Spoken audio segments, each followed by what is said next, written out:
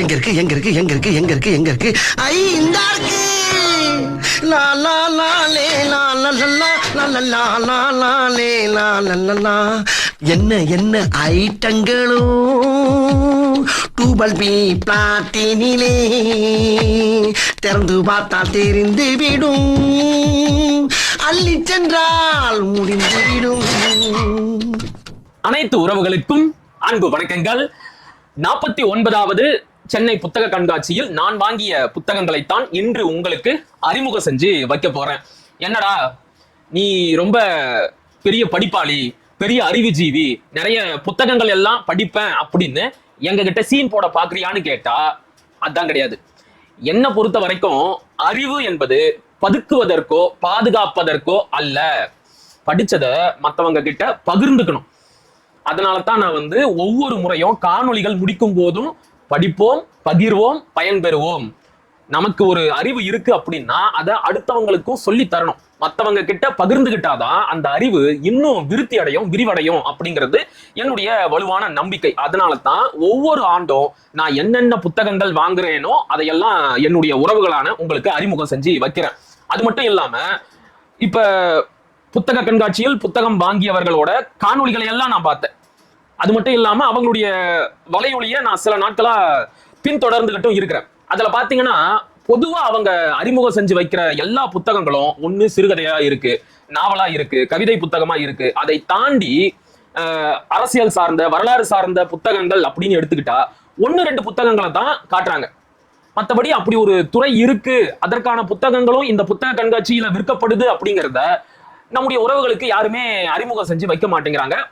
என்னுடைய சேகரிப்பை பொறுத்த வரைக்கும் முக்கால்வாசி வரலாறு, அரசியல், ஆவணங்கள், தொல்லியல் இது தொடர்பான புத்தகங்களா தான் இருக்கும். சரிப்பா, நீ இலக்கியமே படிக்க மாட்டியா அப்படின்னு கேட்டா ஆமா, படிக்க மாட்டேன். அது என்னமோ தெரியல, எவ்வளவு பெரிய வரலாற்று புத்தகமானாலும் பொறுமையா அமர உட்காந்து படிச்சு முடிச்சிருவேன். ஆனா ஒரு குட்டி இலக்கிய புத்தகம், ஒரு சிறுகதை தொகுப்பை கூட என்னால வாசிக்க முடியாது. எடுத்து வச்சு பக்கத்தை திறந்து வரியில இருக்கிற முதல் சொல்ல படிச்சேன்னு வச்சுக்கோங்களேன், என்னமோ தெரியல, என்னையும் அறியாம எனக்குள்ள ஒரு மனசோர்வு வந்துடும். ஆனா அது ரொம்ப தப்பான ஒரு செயல்பாடு. அதை மாத்திக்கணும். எல்லாருமே இலக்கியம் படிக்கணும். நானும் கூட இலக்கியம் படிக்கிறதுக்கான முயற்சியில இறங்கி இருக்கிறேன். அடுத்த வருஷமாச்சும் குறிப்பிடத்தக்க அளவுல இலக்கியம் சார்ந்த புத்தகங்களை வாங்குறேனா அப்படிங்கிறத பார்க்கலாம். சரி, வளன்னு பேசாம நேரடியா புத்தக அறிமுகத்துக்குள்ள போயிருவோம். இந்த ஆண்டு புத்தக கண்காட்சியில நான் நுழைஞ்ச உடனே வாங்கின முதல் புத்தகம் புதிய ஏற்பாடு. ஒவ்வொரு வருஷமும் கொடுப்பாங்க, இலவசமா தான் கொடுப்பாங்க. ஆனா என்னமோ தெரியல, எங்கேயோ பெறாக்க பார்த்துக்கிட்டு நான் பாட்டுக்கு போயிடுவேன். இந்த ஆண்டு தான் இத வாங்கக்கூடிய ஒரு வாய்ப்பு கிடைச்சது. அதனால இதுதான் நான் வாங்கின முதல் புத்தகம். அடுத்தது ஒரு கவிதை புத்தகம். என்னடா கவிதையே படிக்க மாட்டேன்னு சொன்னேன், இப்ப பார்த்தா கவிதை புத்தகமா அப்படின்னு கேட்டா நீங்களே பாருங்க, தெரியுதா? அன்பு நண்பர் கவித்துவன் எழுதிய தற்குறி ஆச்சரியக்குறி கவிதைகள். இந்த புத்தக கண்காட்சியோட முதல் நாள்ல நிறைய புத்தகங்களை எல்லாம் வாங்கிக்கிட்டு கால்வலியோட, உடல் சோர்வோட, மனசோர்வோட அண்ணன் சரவணன் தங்கப்பாவோட சிந்தனை விருந்தகம் அரங்கத்துல நின்ன. சரி, என்னடா இது தலைப்பே வித்தியாசமா இருக்கே அப்படின்னு எடுத்து 2 புரட்டு எல்லாமே ஹைக்கூ கவிதைகள் தான். 4 வரி 2 வரி தான் இருக்கும். படிச்சு பார்த்த உடனே என்னுடைய உடல் வலியும் மனசோர்வும் எங்க போச்சுன்னே தெரியல. இருந்த இடம் தெரியாம எல்லாமே பறந்து போய் நான் ரொம்ப ரிலாக்ஸா ஃபீல் பண்ண ஆரம்பிச்சிட்டேன். படிச்சு சிரிச்சுக்கிட்டே இருக்கிறேன். அந்த அளவிற்கு ஒவ்வொரு கவிதைகளும் நறுக்கு தெரிச்ச மாதிரி இருக்கு. 1-2 பார்க்கலாமா? தீ விற்க போன மகன் தீயில் விழுந்தான், ஆற்றிக்கொண்டே அம்மா சொன்னால் என்னை சுடவில்லை. என்ன சொல்ல வராருன்னு புரியுதா? தீ விற்க போன மகன் தீயில் விழுந்து இறந்தான், கரூர் சம்பவம். ஆனா செத்து போன மகனை பத்தி அவனை பெத்த அம்மா கொஞ்சம் கூட கவலைப்படாம, அதெல்லாம் எனக்கு ஒன்றும் பெரிய கவலை இல்லைங்க, என் மகன் போனா போகட்டும், விஜய் முதலமைச்சர் ஆனா போதும்னு சொன்னாங்க தெரியுமா? அந்த இடத்துலயே தாய்மை என்பது செத்து போயிருச்சோ அப்படின்னு எல்லாம் நான் நினைச்சு வருத்தப்பட்டு இருக்கிறேன். அதை வெளிப்படுத்துற மாதிரியான ஒரு கவிதை. அடுத்து பாத்தீங்கன்னா, ஆணவ படுகொலையில் அமைதியாய் இருந்ததே அணில் ஒன்றின் ஆகச்சிறந்த அரசியல், அறிவிலி குட்டிகள் பாவம். கவியினோட ஆணவ படுகொலைக்கு இப்ப வரைக்கும் விஜய் வாயை திறந்து தன்னுடைய நிலைப்பாட்டை அறிவிக்கவே இல்லை. அடுத்து, உயிரோடு இருந்தபோது சிலை வைக்க வேண்டிவிட்டு செத்த பின்பு தீய சக்தி எனும் கூற்று பிண வீட்டில் பொறுக்கி தின்னும் அரிசிமணி. என்ன சொல்றாருன்னு புரியுதா? திரு விஜய் அவர்கள் ஒரு நிகழ்ச்சியில கருணாநிதி அவர்களுக்கு சிலை வைக்க வேண்டும் அப்படின்னு அவர் முன்னாடியே மேடையில பேசினவரு. ஆனா இன்னைக்கு அரசியலுக்கு வந்த உடனே தீய சக்தி தீய சக்தி தீய சக்தி அப்படின்னு பேசுறாரு. இதுக்கு பேர் என்ன? பொணந்தின்னி அரசியல். இதைத்தான் பிண வீட்டில் பொறுக்கி தின்னும் அரிசிமணிகள் அப்படிங்கிறாரு. சரி, அடுத்து இது எனக்கு ரொம்ப பிடிச்சது. 67 77 ஆட்சி மாற்றம் என்கிறார்கள். 41 இவர்கள் நினைவிலேயே இல்லை. 67 அண்ணா ஜெயிச்சாரு, 77 எம்ஜிஆர் ஜெயிச்சாரு, அதெல்லாம் சரி. 41 பேர் உங்களால செத்து போனாங்களே, அதை பத்தி உங்களுக்கு நினைப்பே இல்லையா அப்படின்னு கேட்டு இருக்கிறாரு. இதை தாண்டி அவ்வளவு சிறப்பான கவிதைகள் இன்னும் நிறைய இருக்கு. வாய்ப்புள்ள உறவுகள் இணையத்துல தேடியாச்சும் இந்த புத்தகத்தை வாங்கி படியுங்க. என்னைக்காச்சும் மன அழுத்தத்துல இருந்தீங்கன்னு வைங்க, இதை எடுத்து ஒரு புரட்டுங்க, ரிலாக்ஸ் ஆயிரும். சரியா? சரி, நம்ம அடுத்த புத்தகத்தை பார்க்கலாம். அடுத்து வந்து பாத்தீங்கன்னா ரொம்ப சர்ச்சையை ஏற்படுத்திய ஒரு புத்தகம், இந்தி எதிர்ப்பு அன்றும் இன்றும் ஈழத்து அடிகள். இது வந்து அதோட லேட்டஸ்ட் வடிவம். அண்ணன் செந்தில்நாதன் கொண்டு வந்த இந்தி எதிர்ப்பு போரில் ஈவேரா பித்தலாட்டம், சிவானந்த அடிகள் 1965. ரெண்டுமே உள்ள ஒரே கண்டென்ட் தான், தலைப்பு மட்டும் வேற வேற. ஒரு சின்ன ஆய்வுக்காக பழைய புத்தகத்தையும் புது புத்தகத்தையும் தேடி வாங்கி இருக்கிறேன். அடுத்து வந்து பாத்தீங்கன்னா இந்திய சுதந்திர போராட்டம், இலந்தை சு ராமசாமி. தெரியுதா? கிழக்கு பதிப்பகம். அடுத்து பண்டைய சமுதாயம், லூயி ஹென்றி மார்கன். மிகப்பெரிய மானுடவியல் ஆய்வாளர் இவரு. இவருடைய 40 வருஷ உழைப்பு தான் இந்த புத்தகம். இந்த புத்தகம் வந்து கர்னல் மார்க்ஸுக்கு அவருடைய மூலதனம் எழுதுவதற்கு மிகவும் உதவியாக இருந்த புத்தகம் அப்படின்னு சொல்லுவாங்க. சோ அந்த புத்தகம் பண்டைய சமுதாயம். அடுத்து வந்து பாத்தீங்கன்னா யூத ஜியோனிசமும் ஆரிய பாரதியமும், ஐயா கி வெங்கட்ராமன். தமிழ் தேசிய பேரியக்கத்தின் பன்மைவெளி பதிப்பகம் வெளியிட்ட புத்தகம் இது. யூத ஜியோனிசமும் ஆரிய பாரதியமும். அடுத்தபடியாக எனக்குள் மணக்கும் எம்ஜிஆர் நினைவுகள், தா பிச்சாண்டி. எம்ஜிஆருடைய ஆட்சி காலகட்டத்தில் நடந்த சில முக்கியமான அரசியல் நிகழ்வுகள், அவர் கொண்டு வந்த அரசியல் திட்டங்கள் என்னென்ன அப்படிங்கிறத பத்தி எல்லாம் விரிவா பதிவு செஞ்சிருக்கிறாரு. படிச்சு பார்ப்போம். அடுத்தபடியா தலித்துகளும் நிலமும், அண்ணன் ரவிக்குமார் எழுதிய புத்தகம், மணற்கேணி பதிப்பகம். தலித்துகளும் நிலமும். அடுத்தபடியாக அறிஞர் ஆய்வு நோக்கில் அறிஞர் அம்பேத்கர், அண்ணன் ரவிக்குமார் எழுதிய புத்தகம், மணற்கேணி வெளியீடு.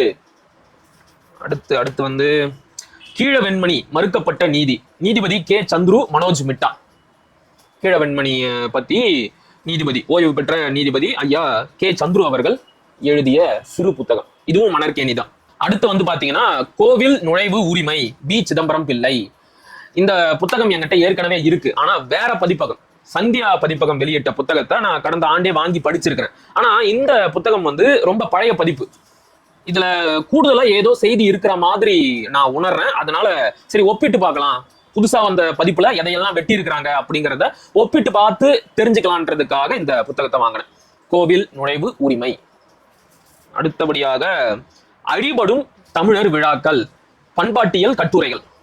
அழிபடும் தமிழர் விழாக்கள், தமிழர்களோட முக்கியமான பண்பாட்டு கூறுகளான இயற்கை சார்ந்த விழாக்கள் கொஞ்சம் கொஞ்சமா அழிஞ்சுக்கிட்டு இருக்கு. அப்படி அழிவை நோக்கி சென்று கொண்டிருக்கின்ற விழாக்கள் என்னென்ன அப்படின்னு இந்த புத்தகத்துல ஒரு கட்டுரை இருக்கு. மற்றதெல்லாம் வெவ்வேறு தலைப்பு கொண்ட பண்பாட்டு கட்டுரைகள். அடுத்தபடியாக சங்க இலக்கியத்தில் பண்டைய தமிழர் வாழ்வியல், பேராசிரியர் சு ராமசுப்பிரமணியன். தெரியுதா? இந்த புத்தகத்தை நான் சும்மா ஒரு புரட்டினேன். இதனுடைய தலைப்புகளை என்ன வந்து வாங்கி படிக்கணும் அப்படிங்கிற மாதிரியான ஒரு தூண்டுதல்ல தள்ளி விட்டுருச்சு. அதனால வாங்கியிருக்கிறேன், படிச்சு பார்க்கலாம் என்ன இருக்கு அப்படின்னு. அடுத்து வந்து பாத்தீங்கன்னா செம்மொழி தமிழாய்வு நிறுவனத்துல இருந்து துளு கொடவ கொங்கணி மக்கள் பண்பாட்டில் சங்க இலக்கிய கூறுகள், முனைவர் வி லிண்டா கிறிஸ்டி. இந்த முறை வந்து செம்மொழி தமிழாய்வு நிறுவனத்துல இருந்து நிறைய புத்தகங்களை வாங்கினேன். பார்க்கலாம், அடுத்தடுத்து வரும். தெரியுதா? அடுத்ததாக மறுபடியும் செம்மொழி தமிழாய்வு நிறுவனத்துல இருந்து கேரள தமிழ்நாட்டு பாணர் வழக்காறுகளில் சங்க இலக்கியம், ஞானப்பழம். அருமையான பெயர். பாணர் சமூகத்தவர்கள் இருக்கிறாங்க இல்லையா, அவங்களோட வழக்காறுகளும் அந்த வழக்காறுகள் சங்க இலக்கியத்தோட எப்படி ஒத்து போகுது அப்படிங்கிறத பத்தி ஆய்வு பண்ணி எழுதி இருக்கிறாங்க. அடுத்தபடியாக ஒரு பைபிள் கிடைச்சது இல்லையா, அதே மாதிரி அண்ணல் நபியோட வாழ்க்கை வரலாற்று புத்தகமும் கிடைச்சது. எனக்கு நபியோட பொன்மொழிகள் ரொம்ப பிடிக்கும். அடுத்ததா அவருடைய வாழ்க்கை வரலாற்றை இப்ப நான் படிச்சுக்கிட்டு இருக்கிறேன். ஏற்கனவே என்கிட்ட 2 இல்ல 3 புத்தகங்கள் இருக்கு. வெவ்வேறு ஆசிரியர்கள் எழுதின புத்தகம். இது வந்து 4வதா கிடைச்ச புத்தகம். நான் வேற ஒரு புத்தகம் வாங்கினேன், அதுக்கு கூடவே இந்த புத்தகத்தையும் கொடுத்தாங்க. சோ ஒரு பைபிள், நபிகள் நாயகத்தோட வாழ்க்கை வரலாறு. அடுத்தபடியாக என்னுடைய வரலாற்று ஆசான் தமிழ் தேனி மயிலை சீனி வேங்கடசாமியோட மறைந்து போன தமிழ் நூல்கள். இந்த புத்தகத்தை எல்லாம் நான் எங்க ஊர் நூலகத்திலேயே எடுத்து படிச்சுட்டேன். அதே புத்தகம், அதாவது அதே பதிப்பகம், அதே வடிவம், 20 வருஷமா விற்காம இருந்த ஒரு புத்தகம். இதை அப்படியே தூக்கிட்டு வந்துட்டேன். இதே மாதிரியே மயிலை சீனி வேங்கடசாமியோட 19ஆம் நூற்றாண்டு தமிழ் இலக்கியங்கள் அப்படிங்கிற புத்தகம், இதுவும் எங்க நூலகத்துல எடுத்து படிச்சேன். 2மே அதே பதிப்பகம், அதே வடிவத்துல இருக்கிற புத்தகம். இந்த புத்தகம் எதை பத்தி பேசுது அப்படின்னா, தமிழ்ல தோன்றி மறைந்து போன புத்தகங்கள் என்னென்ன அப்படிங்கறதையெல்லாம் மயிலை சீனி வேங்கடசாமி ஆய்வு பண்ணி அதுக்குன்னே ஒரு புத்தகம் போட்டு இருக்கிறாரு. அவருக்கு திருமணம் ஆகல, திருமணம் செஞ்சுக்கல, குடும்ப சூழ்நிலை அப்படி. அவருடைய சகோதரி பிள்ளைகளை தான் தன்னுடைய பிள்ளைகளா வளர்த்தாரு. அப்படி ஒரு சூழல்ல அவங்களோட சகோதரிக்கு ஒரு குழந்தை பிறந்து இறந்து போயிருச்சு. அந்த வருத்தத்துல இருக்கும்போது கூட அவருடைய மனசு எதை பத்தி சிந்திச்சது அப்படின்னா, தமிழ் மொழியை பத்தி, தமிழ் இலக்கியங்களை பத்தி சிந்திச்சது. நம்ம வீட்டுல ஒரு குழந்தை பிறந்து இறந்து போனதுக்கே நாம இவ்வளவு வருத்தப்படுறோமே, தமிழன்னை இதே மாதிரி எத்தனை தமிழ் இலக்கிய குழந்தைகளை பெற்று தொலைத்திருப்பாள், அவளுக்கு எவ்வளவு வருத்தம் இருக்கும், அதையெல்லாம் தேடி தொகுக்கணும் அப்படின்னு ஒரு முயற்சியில இறங்கினாரு. அந்த முயற்சியின் விளைவுதான் இந்த புத்தகம். வாய்ப்பு இருக்கிறவங்க, ஆர்வம் இருக்கிறவங்க இந்த புத்தகத்தை வாங்கி படிங்க. அவ்வளவு முக்கியமான புத்தகங்களை எல்லாம் நாம தொலைச்சிட்டோம். அந்த புத்தகங்கள்ல இருந்து கிடைச்ச 1-2 பாடல்கள் எங்கேயாச்சும் ஒரு இடத்துல உரையாசிரியர்கள் மேற்கோளா காட்டியிருப்பாங்க. அதையெல்லாம் தேடி தொகுத்து இந்த புத்தகத்தை அவர் எழுதி முடிச்சாரு.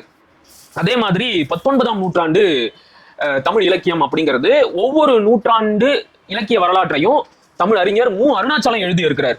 அந்த வரிசையில 19ஆம் நூற்றாண்டின் தமிழ் இலக்கிய வரலாற்றை மயிலை சீனி வேங்கடசாமி அவர்கள் பெரிதினும் முயன்று எழுதி முடிச்ச புத்தகம் தான் இந்த 19ஆம் நூற்றாண்டு தமிழ் இலக்கியம்.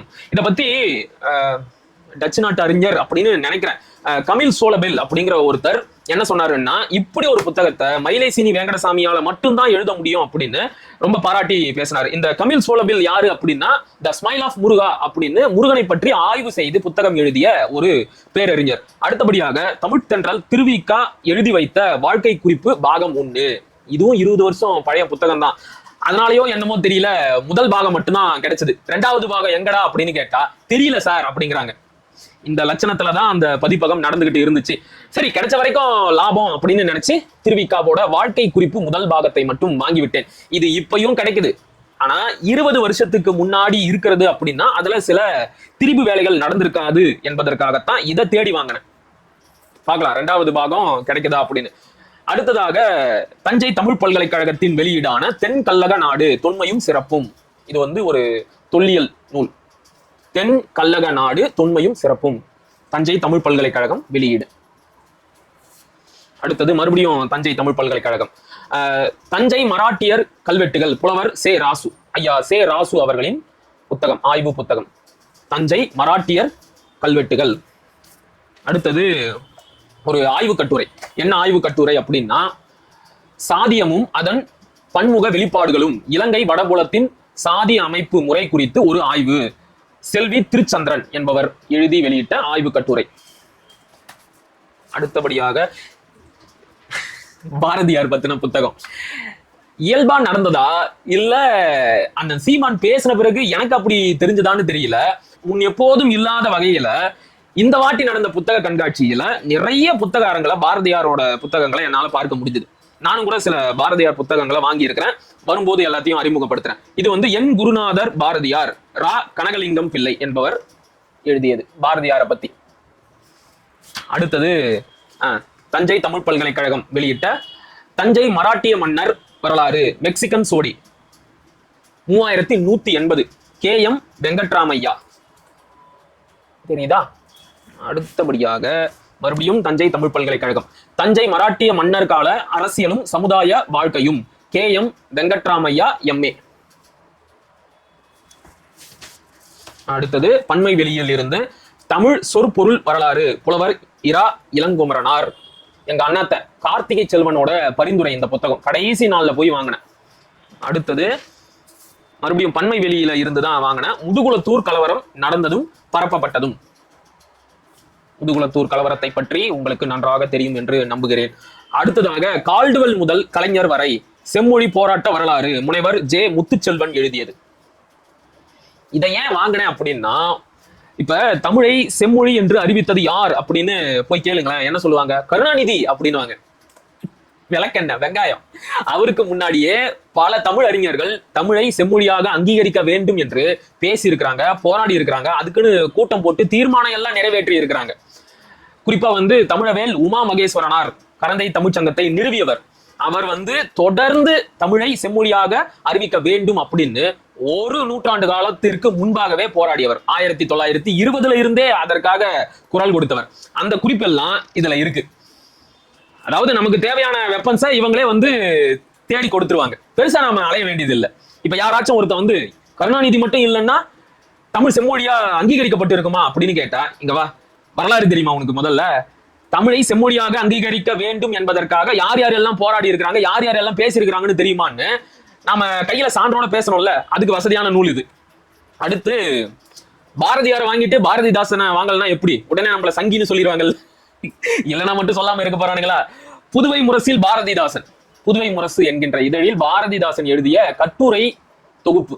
இது ஒரு ஆவணம். சரிங்களா? அடுத்தபடியாக புரட்சி தலைவர் எம்ஜிஆர் மறுபிறவி எடுத்த வரலாறு டாக்டர் HV ஹண்டே. எம்ஜிஆர் உடல்நிலை சரியில்லாமல் மருத்துவமனையில் அனுமதிக்கப்பட்டு எப்படியெல்லாம் செத்து பிழைத்து வந்தார் என்பதை அவருடனேயே இருந்த ஹண்டே பதிவு செய்திருக்கின்ற ஒரு ஆவணம். அடுத்தபடியாக சாதி தோற்றம் செயல்பாடு மாற்றத்தின் பன்முகங்கள் பேராசிரியர் சுவீரா ஜெய்ஸ்வால் தமிழில் சாமி, சிந்தன் புக்ஸ்ல வாங்கின. அடுத்தது அறிவியல் மேலை நாடுகளில் தோன்றியதா CK ராஜு என்பவர் எழுதி அடையாளம் பதிப்பகம் வெளியிட்ட புத்தகம். பொதுவா நம்ம ஆளுங்க கிட்ட நவீன வானியல், கணிதவியல், அப்புறம் இயந்திரவியல் இதெல்லாம் எங்க உருவாச்சு, யார் யாரெல்லாம் இதை கண்டுபிடிச்சாங்க அப்படின்னு கேட்டா எல்லாத்துக்கும் ஏதாவது ஒரு வெளிநாட்டு அறிவியலாளரோட பேரைத்தான் சொல்லுவாங்க. உண்மையாகவே நவீன அறிவியல் என்பது மேலை நாடுகள்ல இருந்துதான் உருவாச்சா என்பதை பற்றி சுருக்கமா இந்த புத்தகத்துல எழுதி இருக்கிறாங்க. படிச்சு பார்க்கலாம். அடுத்ததாக தமிழ்நாடு நூற்றாண்டுக்கு முந்தைய பயண கட்டுரைகள், AK செட்டியாரோட பயண கட்டுரைகள். AK செட்டியாரோட நிறைய பயண கட்டுரைகளை நானும் படிச்சிருக்கிறேன். அந்த வரிசையில தமிழ்நாடு ஒரு நூற்றாண்டுக்கு முன்னாடி எப்படியெல்லாம் இருந்துச்சு என்பதை இதன் மூலமா நாம தெரிஞ்சுக்கலாம். இதை சொல்ல மறந்துட்டேன் பாருங்க. இந்த புத்தகத்தை வெளியிட்டது சந்தியா பதிப்பகம். எனக்கு ரொம்ப பிடிச்ச பதிப்பகங்கள்ல இந்த சந்தியா பதிப்பகமும் ஒண்ணு. ஏன்னா முக்கியமான பல வரலாற்று புத்தகங்களை இப்ப மறுபடியும் மறுபதிப்பு செஞ்சு அவங்க வெளியிட்டுக்கிட்டு இருக்கிறாங்க. அடுத்ததாக ரொம்ப ரொம்ப முக்கியமான ஒரு வரலாற்று புத்தகம் பல்லவர் கால நிர்வாகமும் சமூக வாழ்வும் முனைவர் சி மீனாட்சி, தமிழில் பேராசிரியர் கு சேதுராமன். இது எந்த அளவிற்கு முக்கியமான புத்தகம் அப்படின்னா, மா ராஜமாணிக்கனார் தெரியுமா? பல்லவர் வரலாறு என்கின்ற புத்தகத்தை எழுதிய மிக பெரும் வரலாற்று ஆய்வாளரான மா ராஜமாணிக்கனார் அவர்களுக்கே பல்லவர் வரலாறு எழுதுவதற்கு மிகவும் உதவியாக இருந்த நூல் இதுதான்.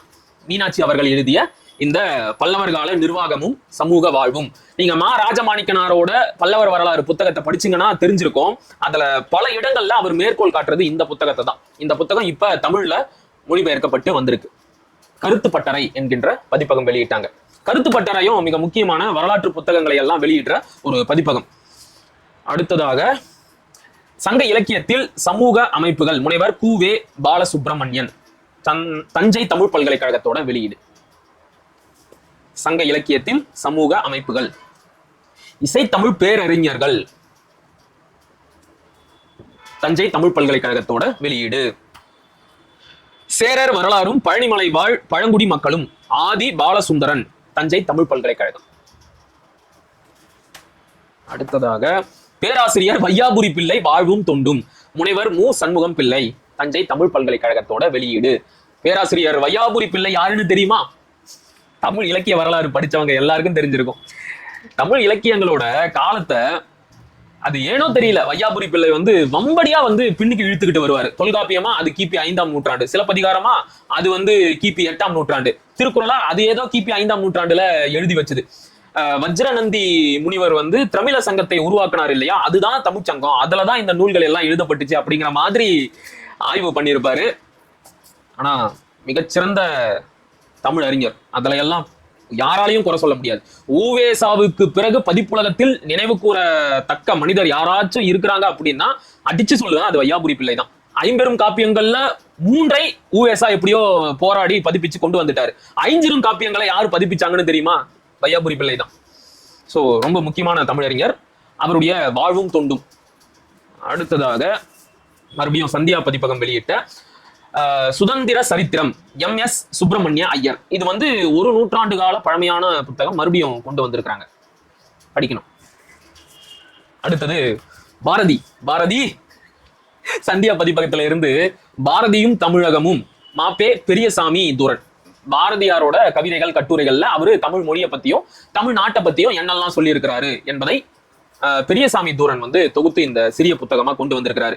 பெரியசாமி தூரன் யாருன்னா தமிழ் கலைக்களஞ்சியத்தை முதலாக தொகுத்து வெளியே கொண்டு வந்தவர் பெரியசாமி தூரன் தான். அடுத்ததாக மகாகவி பாரதியாரோட வாழ்க்கை வரலாறு பாரா எழுதியது. இதுதான் முதலாக எழுதப்பட்ட புத்தகம் அப்படின்னு சொல்றாங்க. சந்தியா பதிப்பகத்துல இருந்து வாங்கினேன்.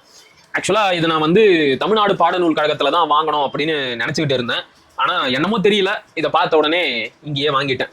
இது வந்து அபு வந்து எனக்கு பரிந்துரை செய்த புத்தகம். இந்திய விடுதலை வெற்றி அடையாளம் பதிப்பகம் வெளியிட்டது. யார் எழுதினாங்க அப்படின்னா மௌலானா அபுல் கலாம் ஆசாத், சுதந்திர இந்தியாவின் முதல் கல்வி அமைச்சர். இது வந்து ரொம்ப ரொம்ப முக்கியமான புத்தகம், வாங்கி நீங்க படிச்சே ஆகணும் அப்படின்னா அதனால வாங்கிட்டேன். நீங்களும் வாங்கி படியுங்க. அடுத்ததாக தமிழ் இராணுவவாதம் தராக்கி சிவராம் எழுதிய புத்தகம் தமிழ் இராணுவவாதம். அடுத்ததாக பண்டைய தமிழரின் பண்பாட்டு தலங்கள் சங்கர வள்ளி நாயகம் அன்னம் வெளியிட்டது, அன்னம் பதிப்பகம் வெளியிட்டது. அடுத்ததாக வரலாற்றில் பொய்களும் புரட்டுகளும் கவிஞர் பாரதன். இதுவும் வந்து அன்னம் வெளியீடுதான். இந்த அன்னம் பதிப்பகத்தை எடுத்துக்கிட்டா இவங்க தான் குடவாயில் பாலசுப்ரமணியத்தோட எல்லா புத்தகத்தையும் பதிப்பிச்சு கொண்டு வரவங்க. சோ அந்த பதிப்பகத்துல இருந்து வரலாற்றில் பொய்களும் புரட்டுகளும், அதாவது சில விஷயங்களை எல்லாம் உண்மைன்னு நாம நம்பிக்கிட்டு இருப்போம்ல. இப்ப எடுத்துக்காட்டுக்கு குந்தவை நாச்சியார் வந்து இஸ்லாமிய மதத்திற்கு மாறிட்டாங்க, இப்படி எல்லாம் சில வேடிக்கையான நம்பிக்கைகள் இருக்கும்ல, அதெல்லாம் உண்மையா அப்படிங்கிறத பத்தி சுருக்கமா ஆய்வு பண்ணி எழுதி இருக்கிறாங்க. அடுத்ததாக அடையாளம் பதிப்பகம் வெளியிட்ட காக்கி உடையும் காவி கொடியும் வலதுசாரி இந்துத்துவா பற்றிய விமர்சனம், RSS பற்றிய புத்தகம். இப்பதான் ஒரு வரிசையா முடிஞ்சிருக்கு, இன்னும் 3 இருக்கு, கொஞ்சம் பொறுமையா பாருங்க. இதுவும் ஒரு 30 வருஷம் பழைய புத்தகம்.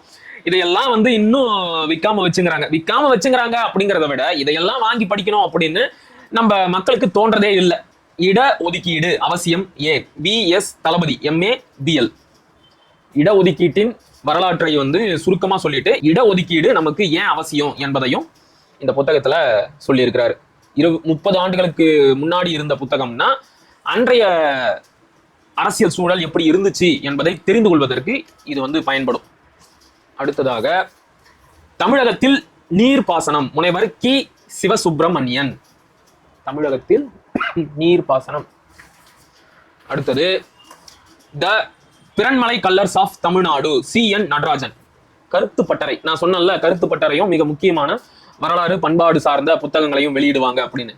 அந்த வகையில அவங்க வெளியிட்ட பிறன்மலை கல்லறை பற்றிய ஒரு ஆய்வு புத்தகம். அடுத்ததாக பண்டைய இந்தியா பண்பாடும் நாகரிகமும் DD கோசாம்பி எழுதி NCBH வெளியிட்ட புத்தகம் பண்டைய இந்தியா.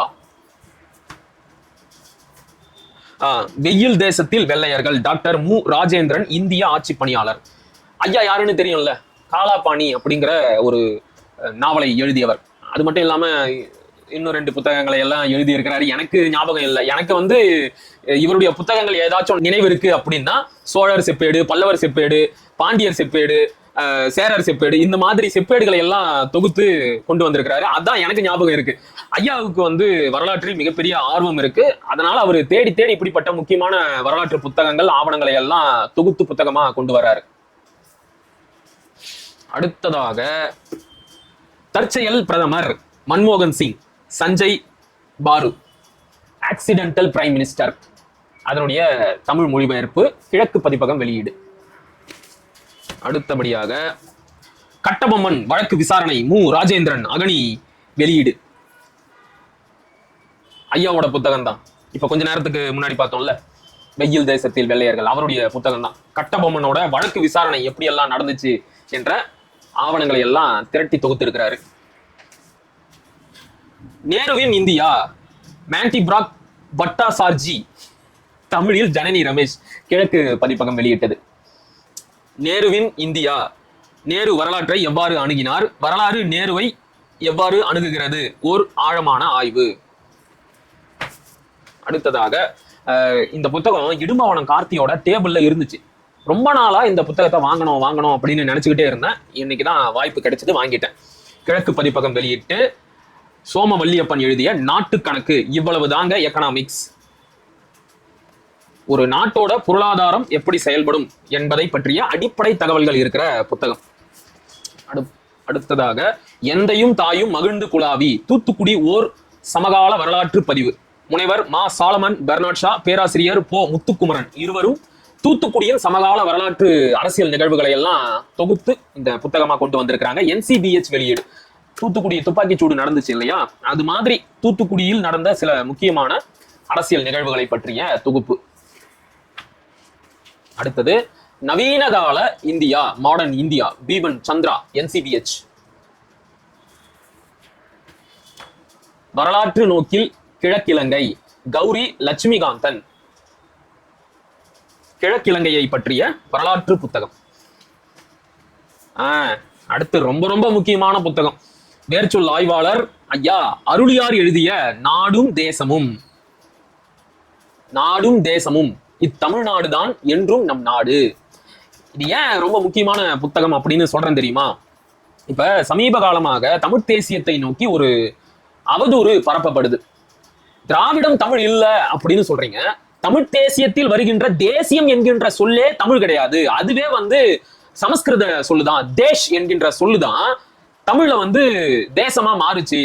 நீங்க அந்த சொல்ல பயன்படுத்துறீங்களே, இதுக்கு பேரு தான் தமிழ் தேசியமா, இதுக்கு பேரு தான் தமிழர் சார்ந்த அரசியலா அப்படின்னு எல்லாம் எதிர்த்தரப்பு கூடாரத்துல இருந்து சில விமர்சனங்கள் நம் மீது முன்வைக்கப்படுது. அதற்கெல்லாம் நெத்தி பொட்டுல அடிச்சு பதில் சொல்ற மாதிரி வேர்ச்சொல் ஆய்வாளரான ஐயா அருளியாரே நாடும் தேசமும் என்ற இரு சொல்லின் வேர்ச்சொல் ஆய்வை மிக விரிவாக எழுதி இருக்கின்ற புத்தகம் இது. இத்தனைக்கும் அருளியார் பெரியார் ஆதரவாளர் தான். சரியா? அடுத்தது தமிழ் மொழியில் மொழி தூய்மை இயக்கம், ஒரு 40 ஆண்டுகளுக்கு முன்னாடி வந்த புத்தகம். தென்மொழி இதழில் கி குணத்தொகையன் என்பவர் எழுதிய கட்டுரைகளோட தொகுப்பு. தமிழ் மொழியை பிற மொழி சொற்கள் கலக்காம பேசணும் என்பதை அறிவுறுத்தக்கூடிய ஒரு சின்ன கட்டுரை புத்தகம். இப்ப நாம பேசுற தமிழ் மொழியில பல அயல் மொழி சொற்கள் கலந்துருக்கு. அதையெல்லாம் சேர்த்து சேர்த்து பேசுறோம்ல, அப்படி பேசுற தமிழன் எப்படி இருப்பான் அப்படின்னு பாவலரேறு பெருஞ்சித்திரனார் தன்னுடைய தென்மொழி இதழில் ஒரு சித்திரத்தை வெளியிட்டு இருந்தாரு. எப்படி இருக்கு பாருங்க. சீன தொப்பி, அப்புறம் பாத்தீங்கன்னா நெத்தியில பட்டை, தாடி, அப்புறம் பாத்தீங்கன்னா மேலாடை, கீழே. அது ரொம்ப வேடிக்கையான ஒரு உருவ அமைப்பு. இப்படிதான் இருக்கிறான் தமிழை பல மொழி சொற்கள் கலந்து கலந்து பேசி ஒரு கலப்பின தமிழனா வாழ்ந்துகிட்டு இருக்கிறான். இப்ப கூட நான் பேசும்போது கவனிச்சிருப்பீங்க, நான் வார்த்தை என்கின்ற சொல்லுக்கு பதிலாக சொல் அப்படின்னு தான் பயன்படுத்துவேன். ஏன்னா வார்த்தை தமிழே கிடையாது, வார்த்தையும் தமிழ் கிடையாது, அர்த்தமும் தமிழ் கிடையாது. சொல், பொருள் என்பதுதான் தமிழ். நம்ம அதையே மறந்துட்டு இந்த வார்த்தைக்கு என்ன அர்த்தம், என்ன பார்த்து இப்படி பேசிட்டியே, என்ன பார்த்து இந்த வார்த்தையை சொல்லிட்டியே அப்படின்னு மூச்சுக்கு 300 தடவை வார்த்தை வார்த்தை வார்த்தை, நான் உட்பட எல்லாருமே பேசிக்கிட்டு இருக்கிறோம். ஏன் தமிழ்ல அழகா சொல் அப்படின்னு ஒரு சொல் இருக்குல்ல, அதை பயன்படுத்துறதுல நமக்கு என்ன தயக்கம்? என்னமோ ஒண்ணு. அடுத்ததாக பண்டார நாயக்கா, ஐயோ சொல்லக்கூடாது, சரி நீங்களே தலைப்பை படிச்சுக்கோங்க.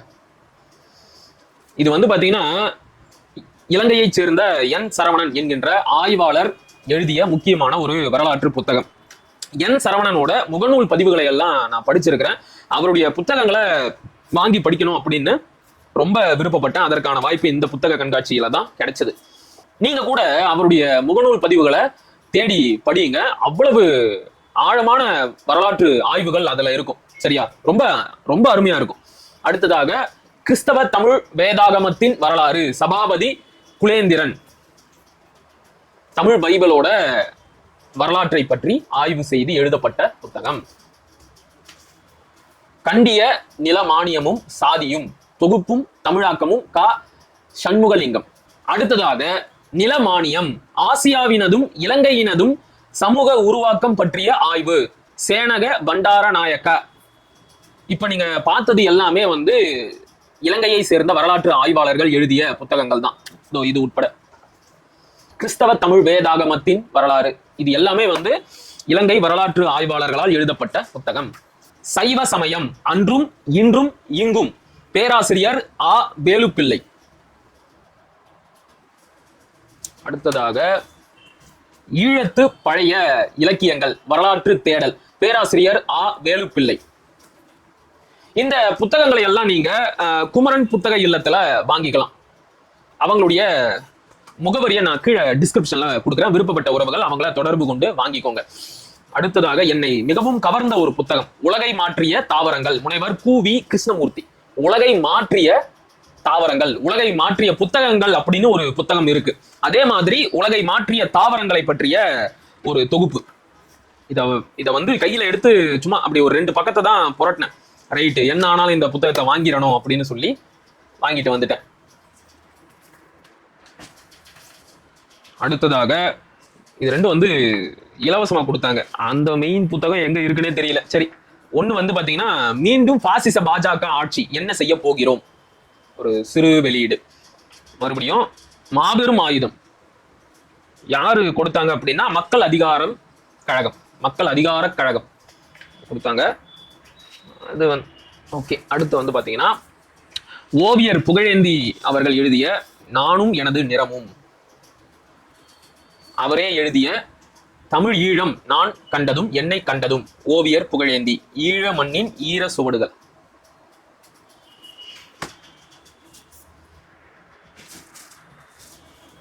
தமிழக ஆடல் வரலாறு கார்த்திகா கணேசர், NCBH. இதெல்லாம் தான் முக்கியமான புத்தகங்கள். கால் அடி தாள் சொல் வரலாறு. அடுத்தபடியாக சொல்வழி புதைபொருள். அடுத்தது 10,000 ஆண்டுகளுக்கு முற்பட்ட தமிழ் இந்தோ ஐரோப்பிய உறவு. இது எல்லாமே வந்து வேர்ச்சொல் ஆய்வாளர் பெரும் மதிப்பிற்குரிய தமிழறிஞர் ஐயா முனைவர் கு. அரசேந்திரன் அவர்கள் எழுதிய புத்தகம், வேர்ச்சொல் ஆய்வு புத்தகம். இன்றைய தமிழ் சூழல்ல குறிப்பா யூடியூப் சேனலை எடுத்துக்கிட்டா வேர்ச்சொல் ஆய்வு என்பது ஒரு கேலிக்குரிய விடயமாக மாற்றப்பட்டு இருக்கு. வேர்ச்சொல் ஆய்வுன்னா என்னன்னே தெரியாம அதனுடைய ஆழ அகலம் அடிப்படை இப்படி எந்த ஒரு புரிதலும் இல்லாம வாய்க்கு வந்ததையெல்லாம் அடிச்சு விட்டு இதுதான் வேர்ச்சொல் ஆய்வு, இதுதான் இந்த சொல்லுக்கான வேர் அப்படின்னு எல்லாம் சில பேர் பேசிக்கிட்டு இருக்கிறாங்க. அவங்க பேரையெல்லாம் நான் சொல்ல விரும்பல.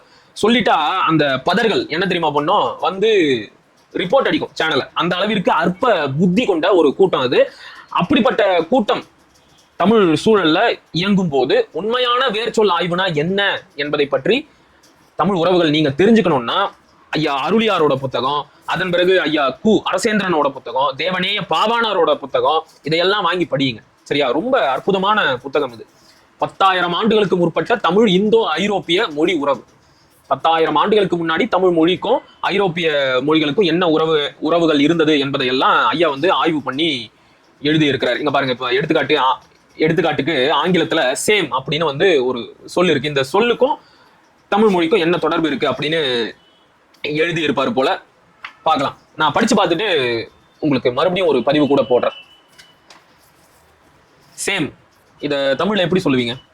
ஒரே மாதிரி இருக்குப்பா, ரெண்டும் ஒரே அளவுல இருக்குப்பா, சமம் சமம் சேம். இது எப்படி அங்க போச்சு என்பதையெல்லாம் ஐயா வந்து அந்த புத்தகத்துல சொல்லியிருப்பாரு. அடுத்தது வால்காவில் இருந்து கங்கை வரை ராகுல் சாங்கிருத்தியாயன், தமிழில் ஆ மங்கை. உண்மையை சொல்லணும்னா நான் இந்த புத்தகத்தை படிச்சது இல்லை. ஸோ இப்ப படிக்கலாம் அப்படின்னு இதை வாங்கிட்டு வந்தேன். சீர் வெளியீட்டுல இருந்து வாங்கிட்டு வந்தேன். அடுத்ததாக தமிழ்நாடு தொன்மையும் தனித்தன்மையும், சி. ஆரோக்கியசாமி. அடுத்ததாக ஒரு பத்திரிகை தொகுப்பு, கால் வேற வலிக்குது. வழிகாட்டுவோன் தலித் இதழ் தொகுப்பு, தொகுப்பாசிரியர் ஜே. பாலசுப்ரமணியன், மணற்கேணி வெளியீடு. வழிகாட்டுவோன் அப்படின்னு ஒரு இதழ் இருந்திருக்கு. அந்த இதழோட தொகுப்பு இது. பரவாயில்ல, இப்படியெல்லாம் கூட ஒரு பத்திரிகை இருந்திருக்கு. அடுத்ததாக அயோத்திதாச பண்டிதர் தீண்டாமையின் வரலாறு. அம்பேத்கரின் ராணுவம் சமத்துவ ராணுவ அணி ஓர் அறிமுகம். தமிழும் சமஸ்கிருதமும் அண்ணன் ரவிக்குமார் எழுதிய புத்தகம். தமிழும் சமஸ்கிருதமும். அடுத்ததாக அம்பேத்கரின் பேரன் ஆனந்த் டெல் தும்டே எழுதிய சாதிவாரி கணக்கெடுப்பின் அரசியல். தமிழில் தா சித்தார்த்தன் மொழிபெயர்த்த புத்தகம். சாதிவாரி கணக்கெடுப்பின் அரசியல். அதுக்குள்ள என்ன அரசியல் இருக்கு படிச்சாதான் தெரியும். இந்த புத்தகத்தையும் அன்பளிப்பா தான் கொடுத்தாங்க. ஆன்மீக பேரெழுச்சியில் மகத்தான கண்டதேவி திருத்தேரோட்டம். சிவ கலைமணி அம்பலம் BA BL. இவரை வந்து பேச தமிழா பேசல இருக்கும்போது பேட்டி எடுத்திருக்கிறேன். பல முக்கியமான வரலாற்று ஆய்வுகளை செஞ்சிருக்கிறாரு. அந்த வகையில அவருடைய கண்டதேவி தேரோட்டத்தை பற்றிய ஒரு புத்தகம் அண்ணன் வந்து இதை கொடுத்தாரு. புத்தக கண்காட்சியில பார்த்து படிச்சு பார்க்கலாம். அடுத்ததாக கட்டபொம்மனின் கடைசி நாட்கள் சே திவான். திவான் மேல எனக்கு நல்ல மதிப்புண்டு. குறிப்பா வந்து ராமநாதபுரம் சேதுபதி மன்னர்கள் இவங்களோட வரலாற்றை எல்லாம் தேடி தேடி தொகுத்து மனுஷன் தனித்தனியா புத்தகங்களா போட்டு இருக்கிறாரு. அவர் வந்து கட்டபொம்மனின் கடைசி நாட்கள் அப்படின்னு ஒரு புத்தகம் போட்டு இருக்கிறாரு. என்ன சொல்றாருன்னா, கட்டபொம்மனை சமீப காலத்துல எல்லாரும் கொள்ளக்காரன் திருடன் அப்படின்னு எல்லாம் சொல்றாங்க. அது உண்மையா? அவருடைய கடைசி காலகட்டத்துல அவரை பத்தி வெள்ளைக்காரங்க என்ன எல்லாம் சொல்லி வச்சிருக்காங்கன்றத வெள்ளையர்களோட ஆவணங்களை ஆய்வு செய்து இந்த சிறு புத்தகத்தை ஐயா திவான் எழுதி இருக்கிறாரு. பார்க்கலாம் என்ன சொல்லி இருக்கிறாங்க அப்படின்னு. அடுத்தது நக்சல்பாரி எழுச்சிக்கு பிறகு இந்தியா முடிவுறாத வரலாறு. என்ன முடிவுறாத வரலாறு? அதான் முடிஞ்சு போச்சு. நான் வந்து நக்சல்பாரிகளை பத்தி ஒரு சின்ன ஆய்வு செஞ்சுக்கிட்டே இருக்கிறேன்.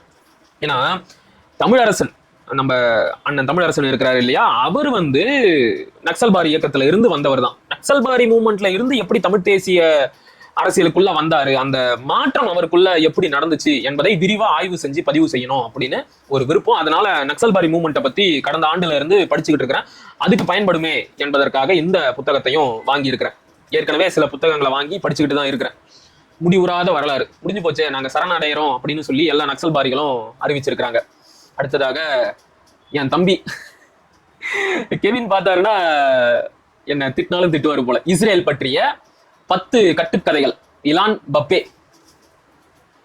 உங்க எல்லாருக்கும் தெரிஞ்சிருக்கும்னு நினைக்கிறேன். கெவின் பால் ஷோ அப்படின்னு ஒரு யூடியூப் சேனல் இருக்கு.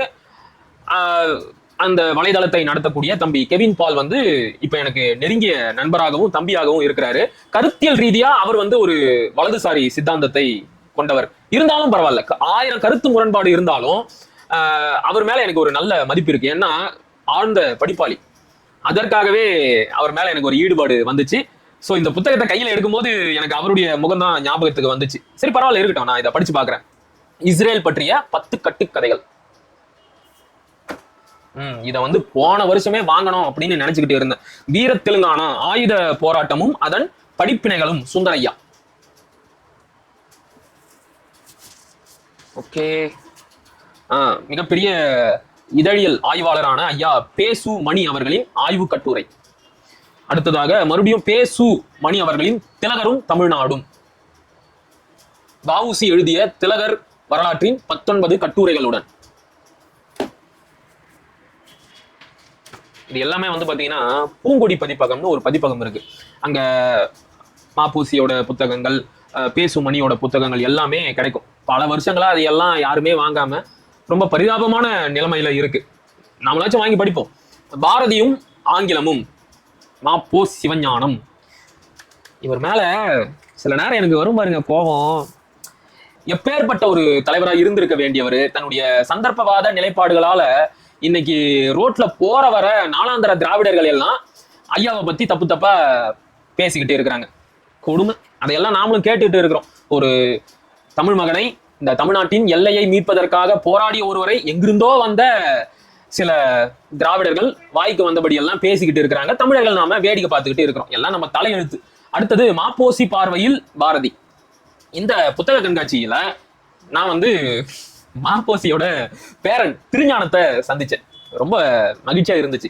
மாப்போசி வந்து மிகப்பெரிய பேச்சாளர் அப்படின்னு சொல்றாங்க. ஆனா அண்ணன் திருஞானத்தை பார்க்கும்போது ரொம்ப அமைதியா இருக்கிறாரு. அவ வழியக்க போய் நானா அவர்கிட்ட அறிமுகப்படுத்திக்கிட்டு, அண்ணன் நான் வந்து உங்க தாத்தாவோட மிகப்பெரிய ஃபேன் அப்படின்னு எல்லாம் சொல்லி, அண்ணன் இந்த மாதிரி ஐயாவோட சில முக்கியமான ஆவணங்களை எல்லாம் பார்க்கணும், எங்க பார்க்கலாம் அப்படின்னு எல்லாம் கேட்டு விவரங்களை எல்லாம் வாங்கிட்டு வந்தேன். சரி, அடுத்ததாக பேசு மணி அவர்கள் எழுதிய இந்திய தேசிய காங்கிரசின் தந்தை A.O. Hume, Allan Octavian Hume அப்படின்னு சொல்லுவாங்க. இவர் தான் காங்கிரஸ் கட்சியை தொடங்கியவர். ஒரு வெள்ளைக்காரன் தொடங்கின கட்சி தான் அது. அடுத்ததாக சமூக சீர்திருத்த வரலாற்றில் பாரதியார், பேசு மணி.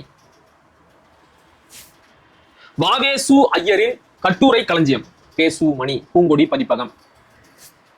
தமிழ் இதழியல் வரலாற்றில் மாப்போசியின் தமிழ் முரசு, பேசு மணி.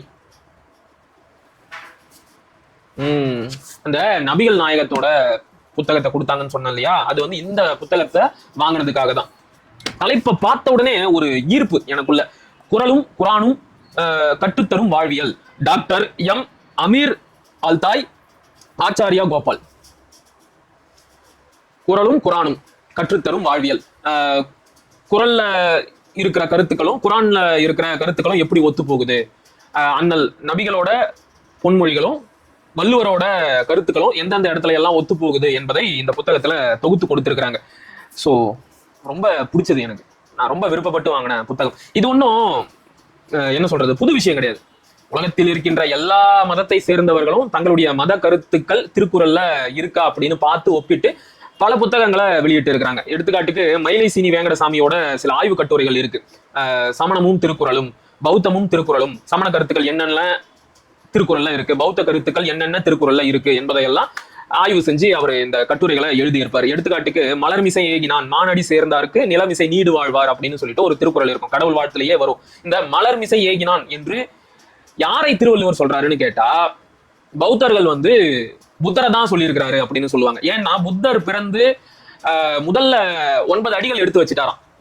குழந்தையா பிறந்த உடனே எழுந்து 9 அடிகள் எடுத்து வச்சு நடக்க ஆரம்பிச்சுட்டாராம். அப்படி அவர் எடுத்து வைத்த ஒவ்வொரு அடிகளையும் ஒவ்வொரு தாமரை மலர் வந்து தாங்குச்சான். அதைத்தான் வந்து மலர்மிசை ஏகினான் அப்படின்னு வந்து சொல்றாங்கன்னு மயிலை சீனி வேங்கடசாமி எடுத்து காட்டுவார். அதே நேரத்துல தேவாரத்துல கூட ஒரு இடத்துல சிவபெருமானோட பாதங்களை கமலம் தாமரை வந்து தாங்கும் அப்படின்னு வந்து சொல்லி இருக்கிறாங்களாம். சோ சைவர்களும் இந்த திருக்குறளை எடுத்துக்கலாம், பௌத்தர்களும் எடுத்துக்கலாம், சமணர்களும் எடுத்துக்கலாம், கிறிஸ்தவர்களும் எடுத்துக்கலாம், இஸ்லாமியர்களும் எடுத்துக்கொள்ளலாம். அதனால்தான் திருக்குறளை உலக பொதுமறை அப்படின்னு சொல்றாங்க. சரியா?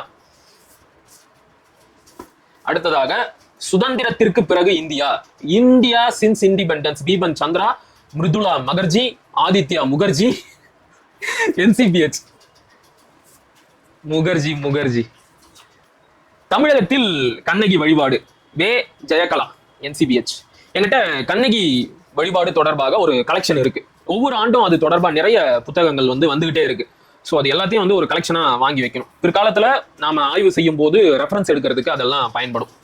அடுத்ததாக கிழக்கு பதிப்பகம் வெளியிட்ட இந்திய அரசியல் வரலாறு சுதந்திரத்திற்கு பிறகு, வி கிருஷ்ணா ஆனந்த், தமிழில் ஜனனி ரமேஷ், வி ஆர் தேவிகா, முத்துலட்சுமி ரெட்டி, கிழக்கு பதிப்பகம் வெளியீடு. வாழ்க்கை வரலாற்று புத்தகம். பிரெஞ்சு இந்திய விடுதலை இயக்க வரலாறு, மூலம் மக்கள் தலைவர் வ சுப்பையா, தமிழில் காசி வில்லவன், என்சிபிஎச்.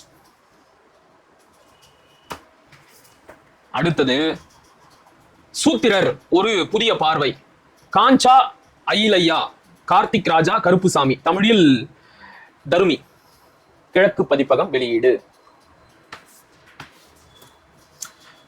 பிரெஞ்சியர் கால புதுச்சேரி மண்ணும் மக்களும் 1674 1815, MP ராமன் எழுதி மன்னிக்கணும் காலச்சுவடு வெளியிட்ட புத்தகம். பரிபாடல் எனக்கு வந்து என்ன சொல்றது, ரொம்ப தர்ம சங்கடமா போயிருச்சு ஒரு கட்டத்துல புத்தக கண்காட்சியில. இந்த பரிபாடல் புத்தகத்தை நவீன காலத்திற்கு ஏற்ப கால ஆய்வுகள் எல்லாம் செஞ்சு உரையெல்லாம் எழுதி வெளியே கொண்டு வந்திருக்கிறவர் உரையாசிரியர் நா ஹரிக்குமார். புத்தகங்களை எல்லாம் வாங்கிட்டு போயிட்டே இருந்தேன். அப்ப திடீர்னு ஒருத்தர் வந்து, தம்பி வணக்கம், நீங்க தானே யூடியூப்ல எல்லாம் பேசுறவரு அப்படின்னு சொன்னாரு.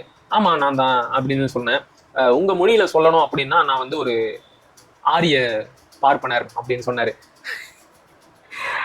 நான் அரசியலா பேசுவேன், ஆனா தனிப்பட்ட முறையில வன்மங்கள் எல்லாம் எதுவும் இல்லைன்னா நீங்க மனசுல வச்சுக்காதீங்க. ஐயோ தம்பி, நான் அதெல்லாம் எதுவும் சொல்லப்பா, அது உங்க கருத்து. நான் வந்து இந்த ப்ராஜெக்ட்ல ஒர்க் பண்றேன், நீங்க வாங்க நான் எழுதின புத்தகத்தை உங்களுக்கு தரேன் அப்படின்னு சொல்லி இதை வந்து பரிசா கொடுத்தார் பரிபாடல். அடுத்ததாக ஆபரேஷன் ப்ளூ ஸ்டார், சொல்லப்படாத உண்மைகளும் இந்திரா காந்தி கொல்லப்பட்டதன் பின்னணியும், பேராசிரியர் SR விவேகானந்தம், 6th சென்ஸ் வெளியிட்ட புத்தகம்.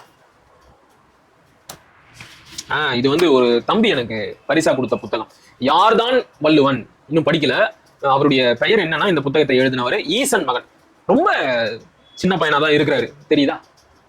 ஆனா இவ்வளவு விரிவா ஆய்வு பண்ணி திருவள்ளுவரை பத்தி புத்தகம் எழுதி இருக்கிறாரு பாருங்க. வாய்ப்பு இருக்கிற உறவுகள் இந்த புத்தகத்தை வாங்கி படிக்கணும் அப்படின்னு கேட்டுக்கிறேன். எந்த பதிப்பகம் அப்படின்னா, புத்தக தொடர்புக்கு அப்படின்னு சொல்லி ஒரு எண் கொடுத்திருக்கிறாரு. நான் டிஸ்கிரிப்ஷன்ல போடுறேன். யார்தான் வள்ளுவர், யார்தான் வள்ளுவர். சரியா?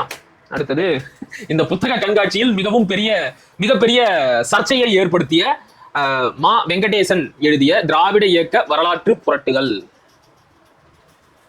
அடுத்தது மறுபடியும் வேர்ச்சொல் ஆய்வாளர் ஐயா கு அரசேந்திரன் எழுதிய தமிழும் இந்தோ ஐரோப்பிய மொழிகளும் மொழி உறவு ஆய்வு. இவர் தான் ஐயா கு அரசேந்திரன். அவருடைய காணொளிகள் எல்லாம் இணையத்துல இருக்கு, தேடி பாருங்க. வேர்ச்சொல் ஆய்வுனா என்ன அப்படிங்கிறத அவர்கிட்ட தெரிஞ்சுக்கோங்க. ஒரு ஒரு சொல் எடுத்துக்கிட்டு பேச ஆரம்பிச்சாரு அப்படின்னா 1 மணி நேரம் பேசுவார். அந்த சொல்லுடைய மூலம் என்ன, அது எங்க இருந்து உருவாச்சு, அது எங்கெல்லாம் பரவுச்சு அப்படிங்கிறத அவ்வளவு சான்றுகளோட நம்ம முன்னாடி அப்படியே அள்ளி தெளிப்பாரு. தனி யூடியூப் சேனலே இருக்கு, நான் முடிஞ்ச கீழே டிஸ்கிரிப்ஷன்ல இணைப்பு தரேன். சரியா? மறுபடியும் அரசேந்திரனோட புத்தகம் தொல்காப்பியம் வேர்ச்சொல் ஆய்வு நோக்கு, முனைவர் கு அரசேந்திரன். அடுத்ததாக தமிழ் அறிவோம், முனைவர் கு அரசேந்திரன் ஐயாவோட புத்தகம் தான். தமிழ் அறிவோம், தமிழ் அறிவோம். சல்லிக்கட்டா ஜல்லிக்கட்டா, பென்டகன் சொல்லின் கான் தமிழ் அப்படிங்கிறாரு. இந்த மொழியில பேசுறதுக்கு நாம எல்லாம் கொடுத்து வச்சிருக்கணும். தமிழ் ஈழம் தந்த தாமோதரனார், முனைவர் கு அரசேந்திரன். தாமோதரனார் யாருன்னு தெரியுமா? உவேசாவிற்கு முன்பாகவே பண்டைய தமிழ் இலக்கியங்களை பதிப்பிச்சு கொண்டு வந்தவர். அதாவது தமிழ் பதிப்புலகத்தை பொறுத்த வரைக்கும் ஒரு சொலவடை இருக்கு. ஆறுமுக நாவலர் வந்து கடக்கால் வெட்டினாரு, தாமோதரம் பிள்ளை வந்து தூண்களை நாட்டினார், உவேசா வந்து கூரைகள் வேய்ந்தார் அப்படின்னு எல்லாம் சொல்லுவாங்க. அப்படி தமிழ் பதிப்புலகத்தை எடுத்துக்கொண்டால் மிக முக்கியமான ஆளுமை ஐயா தாமோதரனார். அவரை பற்றி ஐயா கு அரசேந்திரன் அவர்கள் எழுதிய புத்தகம். அடுத்ததாக இந்து அறநிலையத்துறை சட்டம் ஏற்றப்பட்டது ஏன், வாலாசா வல்லவன், தமிழ் குடியரசு பதிப்பகம். ஐயா வாலாசா வல்லவனை நீங்க பார்த்திருப்பீங்க. அண்ணன் சீமானையும் நாம் தமிழர் கட்சியையும் திட்டிக்கிட்டே இருப்பாரு. மிகப்பெரிய வரலாற்று ஆய்வாளர். ஆனா என்ன, கொஞ்சம் நிறைய விஷயத்த வெட்டி ஊட்டி தான் சொல்லுவார். அதை மட்டும் நீங்க அட்ஜஸ்ட் பண்ணிக்கிட்டா போதும். அவர் சொல்றதுதான் வரலாறு. சரியா? கோயில் நுழைவு போராட்டங்களில் திராவிட இயக்கத்தின் பங்களிப்பு, வாலாசா வல்லவன், தமிழ் குடியரசு பதிப்பகம். போன வருஷமே வாங்கணும்னு நினைச்ச புத்தகம். அட்டப்படமே தப்பு. ஈவேரா வந்து மக்களை கோவிலுக்குள்ள கூட்டிக்கிட்டு போற மாதிரி அட்டப்படம் இருக்கு. எனக்கு தெரிஞ்சு ஈவேரா தமிழ்நாட்டுல அவர் தலைமையேற்று எந்த ஒரு கோவில் நுழைவு போராட்டத்தையும் நடத்தவில்லை. அவருடைய இயக்கத்தை சேர்ந்தவர்கள் நடத்தி இருக்கிறாங்க. ஆனா ஐயா வந்து தமிழ்நாட்டுல எந்த ஒரு கோவில் நுழைவு போராட்டத்தையும் நடத்தியதாக நான் படிச்சதில்லை. எடுத்துக்காட்டுக்கு நம்ம முத்தமிழ் காவலர் கியாபி விஸ்வநாதத்தை எடுத்துக்கிட்டா, அவரும் சுயமரியாதை இயக்கத்துல இருந்தவர் தான். அவர் தலைமையில கோவில் நுழைவு போராட்டம் நடந்திருக்கு. என்னுடைய நினைவு சரியா இருந்தா ஏதோ ஒரு கோவில்ல அவங்க ஒடுக்கப்பட்ட ஆதி தமிழர்களை எல்லாம் கூட்டிக்கிட்டு உள்ள போயிட்டாங்க. ஊர் மக்கள்லாம் அந்த கோவிலை பூட்டி சாவி கொண்டு போயிட்டாங்க. 3 நாள் அந்த கோவிலுக்குள்ளே தான் அவங்க இருந்தாங்க. இப்படியெல்லாம் தமிழ்நாட்டில் போராட்டம் நடந்துச்சு. ஆனா இவர் எந்த கோவில் நுழைவு போராட்டத்தையும் தலைமையேற்று நடத்தின மாதிரி நான் படிச்சதில்லை. சரி, படிச்சு பார்க்கலாம். ஐயா வந்து பல முக்கியமான வரலாற்று ஆவணங்களை எல்லாம் தேடி தேடி படிக்கக்கூடியவர். அப்படி ஏதாச்சும் ஒரு இடத்துல ஈவேரா கோவில் நுழைவு போராட்டத்தை நடத்திருக்கிறாரோ என்னமோ, படிச்சாதான் தெரியும். அடுத்தது தன்னுரிமை தமிழ் தேசம், வே ஆணைமுத்து. தன்னுரிமை தமிழ் தேசம் இது பொதுவா ஏற்கனவே இந்தா தண்டி புக்கா ஒண்ணு இருக்கு, தன்னுரிமை தமிழ் தேசியம். ஓகே, அதுல வந்து மணியரசன், தியாகு இவங்களோட கட்டுரைகள்லாம் இருக்கும். இது வந்து ஐயா ஆணைமுத்துவோட கட்டுரைகளை மட்டும் தொகுத்து கொண்டு வந்திருக்கிறாங்க போல.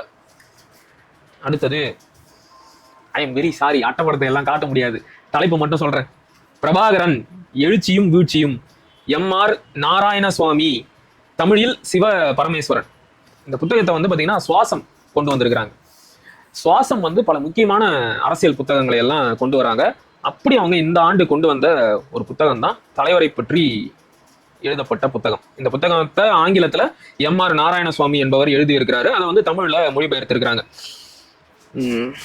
அடுத்ததாக திண்டுக்கல் வரலாறும் தொன்மையும் பி. Aristotle, NCBH. அடுத்தது திண்டுக்கல்லில் நில வருவாய் நிர்வாகம் 1790 1818 NCBH. மறுபடியும் திண்டுக்கல் சீமை, தொகுப்பாசிரியர் பூர்ணா, NCBH. கவிமணி வரலாற்று ஆய்வாளர் ஆ.க. பெருமாள்.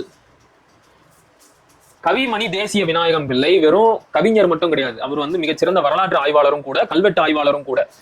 இவருடைய ஒரு கட்டுரைய இளங்குமரனார் வந்து மேற்கோள் காட்டி வேர்கள் அப்படிங்கிற இதழ்ல ஒரு கட்டுரை எழுதினார் தமிழ் எழுத்துக்களை பத்தி. அதுல இந்த எழுத்து சீர்திருத்தம் அப்படின்னு உருட்டாங்கல்ல, அந்த எழுத்து சீர்திருத்தம் எதுவும் புதுசு இல்லப்பா. தமிழ் கல்வெட்டுகள்லயே இந்த தொணக்கால் போட்டு எழுதுறது, இந்த ரெட்ட சுழி நை குறியீடு போட்டு எழுதுறதெல்லாம் இருந்துச்சு. இது ஒண்ணு புது முயற்சி கிடையாது அப்படிங்கிறத கவிமணி தேசிய விநாயகம் சொன்னதாக இளங்குமரனார் வந்து மேற்கோள் காட்டியிருப்பாரு. அந்த கட்டுரையை தான் தேடிக்கிட்டு இருக்கிறேன், கிடைக்க மாட்டேங்குது. கண்டுபிடிச்சிருவேன், கவலைப்படாதீங்க. கண்டுபிடிச்சா தெரியும் யார் உண்மையான எழுத்து சீர்திருத்தத்தை எல்லாம் செஞ்சது அப்படின்னு.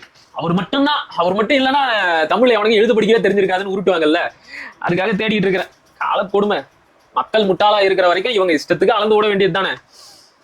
கீழடியும் மதுரையும் சோ. சாந்தலிங்கம், NCBH. போ. வேல்சாமி.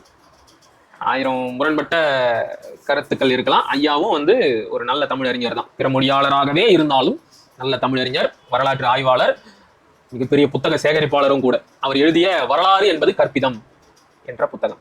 இதனுடைய கண்டென்ட்டை பார்த்தேன், பிடிச்சிருந்தது, சரி வாங்கி படிப்போம் அப்படின்னு சொல்லி வாங்கியிருக்கிறேன். என்ன ஒரு விஷயம்னா, இதுல அவர் சொல்ற தகவல்களுக்கெல்லாம் விரிவான சான்றுகளை நீங்க படிக்கணும் அப்படின்னா இந்த பார்கோட ஸ்கேன் பண்ணி நீங்க படிச்சுக்கலாம். இது ஒரு நல்ல முயற்சி.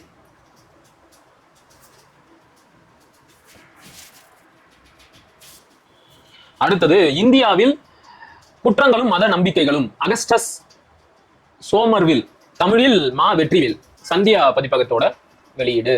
அடுத்ததாக நினைவுகள், ராம அரங்கண்ணல், திராவிட இயக்க தலைவர்களில் முக்கியமான ஒரு நபர். அவருடைய வாழ்க்கை சார்ந்த நினைவு குறிப்புகளை புத்தகமா கொண்டு வந்திருக்கிறார், சந்தியா பதிப்பகம். ஆதி திராவிடன் இதழ் தொகுப்பு, தொகுப்பாசிரியர் இரா. பாவேந்தன். ஆதி திராவிடன் அப்படின்னு ஒரு இதழ் நடந்திருக்கு, அந்த இதழோட தொகுப்பு சந்தியா பதிப்பகம். அடுத்ததாக தோப்பா என்ற கண்ணாடி வழியே பெரியாரை அணுகுதல், ஏ. சண்முகானந்தம், உயிர். இந்த உலகை மாற்றிய தாவரங்கள் அப்படின்னு ஒரு புத்தகம் வாங்கினல்ல, அந்த கடையில என்னை பார்த்து மட்டும் இந்த புத்தகத்தை எடுத்து கொடுத்தாங்க. தோப்பா என்ற கண்ணாடி வழியே பெரியாரை அணுகுதல், அணுகிட்டா போச்சு. அடுத்தபடியாக இலங்கையின் இன வரைவியலும் மானுடவியலும், க. சண்முகலிங்கம், சந்தியா பதிப்பகம். தென்னிந்திய திருவிழாக்கள், பி.வி. ஜெகதீச ஐயர், தமிழில் C.S. வெங்கடேஸ்வரன், சந்தியா பதிப்பகம். பி.வி. ஜெகதீச ஐயர் யாரு அப்படின்னா, ஏற்கனவே நான் பல காணொலிகள்ல உங்களுக்கு ஒரு புத்தகத்தை மேற்கோள் காட்டி பேசியிருப்பேன். புராதான இந்தியாவின் பழைய 56 தேசங்கள் அப்படின்னு. 1919 பி.வி. ஜெகதீச ஐயர் அந்த புத்தகத்தை எழுதினாரு. அவருடைய மற்றொரு புத்தகம் தான் இந்த தென்னிந்திய திருவிழாக்கள் என்ற புத்தகம். பொங்கல் விழாக்களை பத்தியும் கார்த்திகை திருநாள் இதை பத்தி எல்லாம் தொகுத்து இருக்கிறார். 100 வருஷத்துக்கு முன்னாடி இருந்த தகவல்களை வச்சு எழுதப்பட்ட புத்தகம் அப்படின்னா ஏதாச்சும் புதுசா சில வரலாற்று தகவல்கள் கிடைக்கலாம். அடுத்ததாக இந்தியாவை அதிர வைத்த நிதி மோசடிகள், நா. கோபாலகிருஷ்ணன், சுவாசம் பதிப்பகம். ஆக்சுவலா இந்த புத்தகத்தை நான் வாங்கினதுக்கு காரணமே அர்ஷத் மேத்தாவை பத்தி தெரிஞ்சுக்கணும் என்பதற்காக இந்த புத்தகத்தை வாங்கின உடனே அவரை பத்தி மட்டும் படிச்சிட்டேன். ஷேர் மார்க்கெட்ல மோசடி செஞ்சாருல்ல, அந்த அர்ஷத் மேத்தா தான். அது மட்டும் இல்லாம அடுத்ததாக நிரவ் மோடி, விஜய் மல்லையா இவங்களை பத்தி எல்லாம் சொல்லியிருக்கிறாங்க. இதுவும் அன்பளிப்பா கொடுத்த ஒரு புத்தகம். புதின் சுரேஷ் என்பவர் எழுதிய உணர்வு வயப்படு உணர்ச்சி வயப்படாதே, உணர்வு வயப்படு உணர்ச்சி வயப்படாதே என்ற புத்தகம்.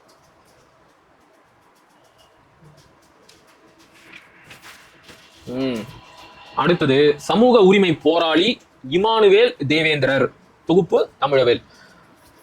இமானுவேல் சேகரனார் மிகப்பெரிய ஜாதி ஒழிப்பு போராளி அப்படின்னு இந்த புத்தகத்துல ஒரு சில பக்கங்கள்ல சொல்லி இருக்கிறாங்க. ஆனா தலைப்பு மட்டும் இமானுவேல் தேவேந்திரனார் அப்படின்னு வைக்கிறாங்க. இப்படிதான் தமிழ் தலைவர்கள் ஒவ்வொருத்தரையும் ஒரு குறிப்பிட்ட சாதிக்கான தலைவரா மாத்தி வச்சிடறோம். பிற மொழியாளர்களை எல்லாம் தமிழ் இனத்தின் தலைவர்களா ஏத்துக்கிறோம். உருப்பிடுவோமா நாம? இமானுவேல் சேகரனாரோட வாழ்க்கை வரலாறு தொகுக்கிறீங்களா? தாராளமா தொகுத்து இருக்கலாம்.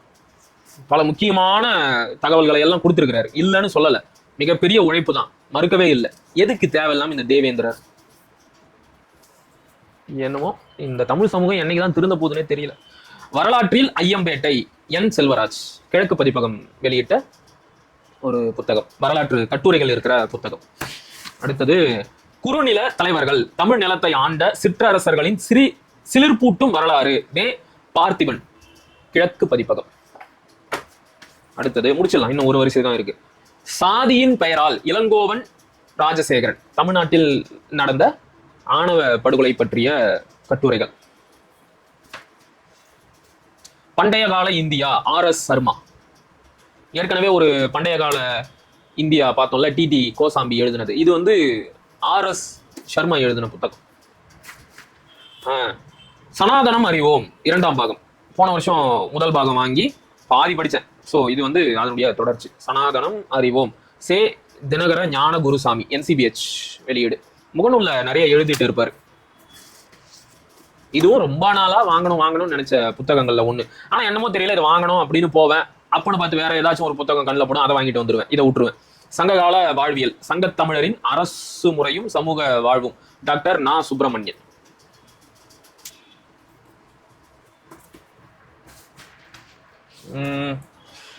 அட்டப்படத்தை காட்டலாமான்னு தெரியல, நான் அப்படியே தலைப்பை மட்டும் சொல்றேன்.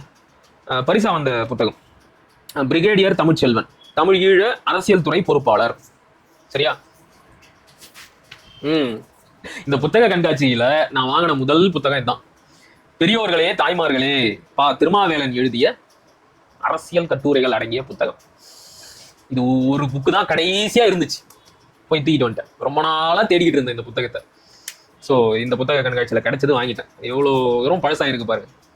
இப்போ வந்து திருமாவேலன் எங்க இருக்கிறாரு, யாருக்கு ஆதரவா பேசிக்கிட்டு இருக்கிறாரு அப்படிங்கிறது உங்களுக்கே நல்லா தெரியும். சரி, அது போகட்டும்.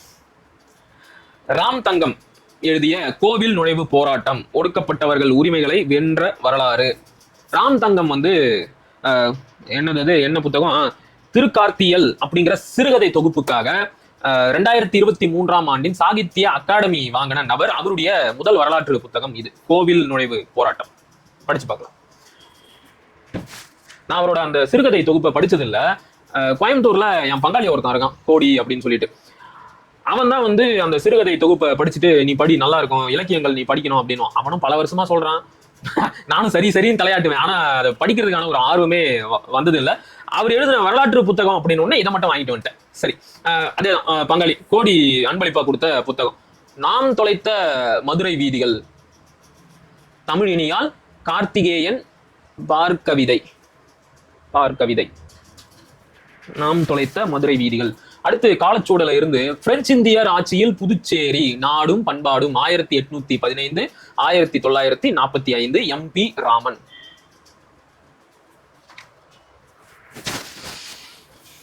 இது வந்து தம்பி சரவணன் எனக்கு பரிந்துரை செஞ்ச புத்தகம். ஆனந்தம் பண்டிதர், சித்த மருத்துவரின் சமூக மருத்துவம், பதிப்பாசிரியர் கோ. ரகுபதி, காலச்சோடு. சோழ அரசும் சமூகமும், ஏ. சுப்புராயலு, காலச்சூடு வெளியீடு. சுப்புராயலு வந்து மிக முக்கியமான வரலாற்று ஆய்வாளர். பிரெஞ்சு இந்திய விடுதலை போராட்டம், பாதையும் பயணமும், 1945 1954, MP ராமன். அடுத்ததாக இந்திய தேர்தல் வரலாறு, ஆர். முத்துக்குமார். ஏற்கனவே ஆர். முத்துக்குமார் எழுதி வெளியிட்ட திராவிட இயக்க வரலாறு, தமிழ்நாட்டு அரசியல் வரலாறு, இந்த புத்தகங்கள் எல்லாம் தமிழ் கூறும் நல்லுலகிற்கு நன்கு அறிமுகமான அரசியல் புத்தகங்கள். அந்த வரிசையில் அவர் எழுதின மற்றொரு புத்தகம் தான் இந்த இந்திய தேர்தல் வரலாறு என்ற புத்தகமும் கூட. இந்த பாஸ் என்கின்ற பாஸ்கரன்ல சந்தானம் வந்து ஆரியாவுக்காக கடன் வாங்கி கொடுத்துட்டு அந்த கடன் பத்திரத்துல கையெழுத்து போட போவாரு. அப்போ ஒருத்த வந்து போடாதீங்க அப்படின்னு கத்துவான்ல, அந்த மாதிரி இந்த புத்தகத்தை வாங்க போன போது சரவணன் இல்ல வாங்காதீங்க அப்படின்னு கத்தனான். ஏன்டா அப்படின்னா, அதுல ஒன்றும் பெருசா தகவல் இல்லை, இருக்கட்டும்டா பரவாயில்ல, நான் சில பக்கங்களை படிச்சேன், நல்லா இருக்கு, படிச்சு பார்க்கலாம் அப்படின்னு சொல்லி வாங்கிட்டு வந்துட்டேன். அடுத்தது பண்டைய தமிழ் செவ்விலக்கியங்களும் நடுகர்களும் சமூகம் அரசியல் மொழி இரா பூங்குன்றன் செம்மொழி தமிழ் ஆய்வு நிறுவனம். நான் வந்து நடுகர்களை பத்தி கொஞ்ச நாளா ஆய்வு பண்ணிக்கிட்டு இருக்கேன். ஒரு முக்கியமான ஆய்வு தான். அது என்ன அப்படிங்கிறத நான் பின்னாடி சொல்றேன்.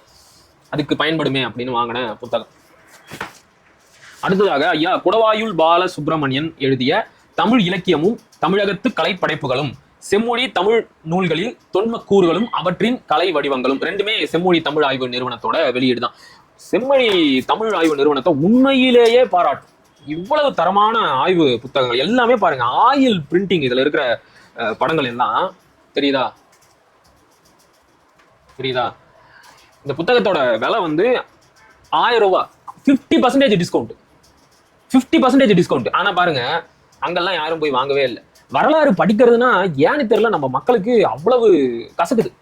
வரலாறு ஏன் படிக்கணும் அப்படிங்கிறத வேற யாரையும் விட நம்ம திருமாவேலன் இருக்கிறாருல்ல, இந்த பெரியோர்களே தாய்மார்களே என்ற புத்தகத்தை எழுதியவர், அவர் வந்து இந்த புத்தகத்தோட பின்னட்டையிலேயே சொல்லியிருப்பார்.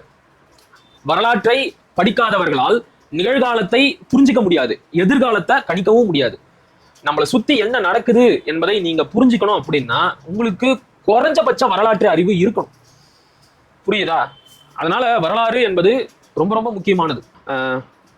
சங்க இலக்கியத்தில் சைவ சமய மூலக்கூறுகள் பழ முத்தப்பன் செம்மொழி தமிழ் ஆய்வு நிறுவனம். மறுபடியும் செம்மொழி தமிழ் ஆய்வு நிறுவனம் தான்.